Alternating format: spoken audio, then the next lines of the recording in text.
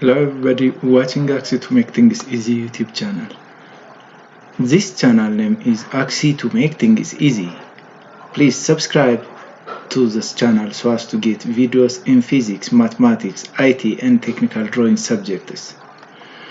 When you have questions or comments, please use the following addresses: fakadalagasa@gmail.com, 0941587575, or directly write your comments or questions under the comment section of newly uploaded videos. Today I'm going to solve physics problems, which is review question on page 83 of grade 9 physics students textbook. Let's proceed directly to the question. Question number 4 says, a car of mass 400 kg is moving at speed of 20 meters per second. It collides with a stationary car of mass 900 kg. If the first car bounces back at 4 meters per second, at what speed does the second car move after the collision? Solution. As a given, we have mass of car 1, which is M1, is 600 kg. Car 1 or M1 was moving at a speed of 20 meters per second in a certain direction. So U1 is equals to 20 meters per second, which is the initial speed of car 1. It says in the second statement, it collides with a stationary car of mass 900 kg. So the second car has mass of 900 kg and it was stationary, which means initial speed of the second car was 0 meters per second. So mass is equals to 900 kg and U2 is equals to 0. In third statement, if the first car bounces back at 4 meters per second, at what speed does the second car move after the collision? Here, the phrase bounce back means go in the opposite direction of its original direction, which means if we assume this direction is as positive, the opposite direction is negative. So we assign negative value for this bouncing motion. Therefore, V1 is equals to negative 4 meters per second. At what speed does the second car move after the collision? Required is V2.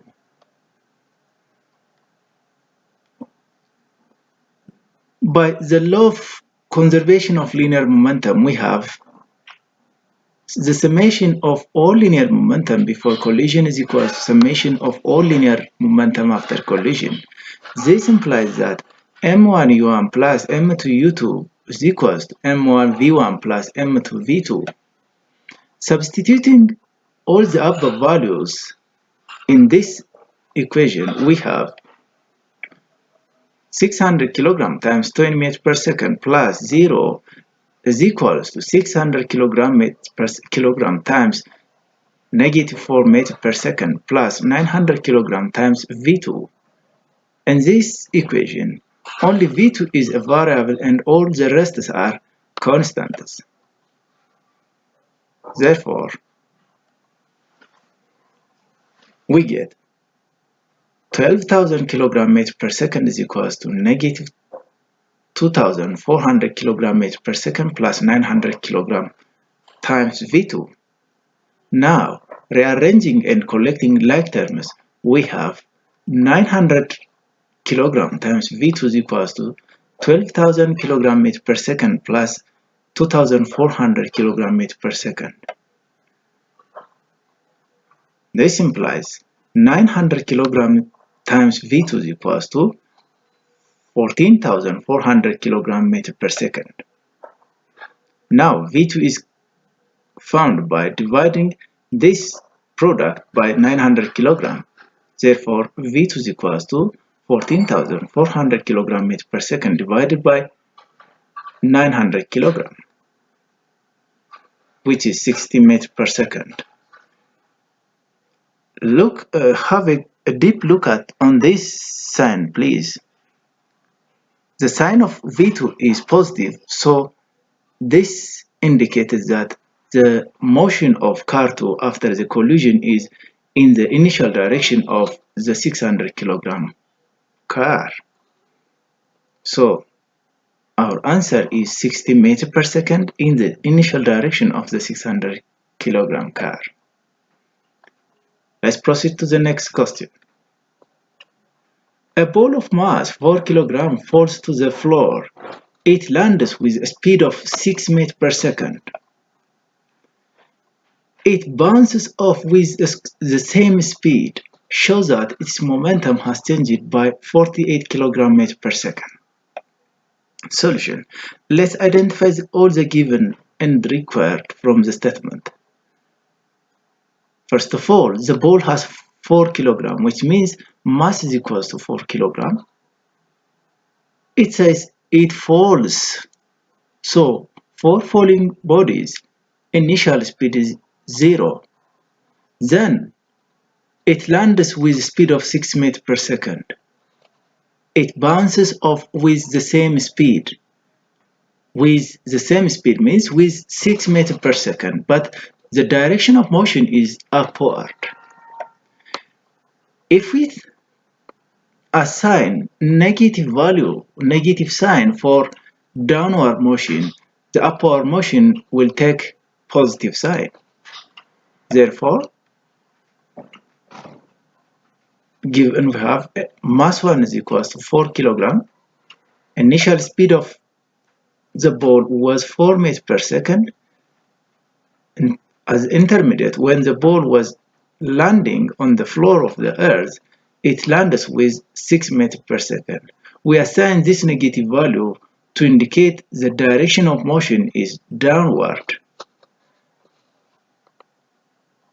In the third statement, it says it bounces with the same speed. The speed is 6 meters per second, but direction is changed.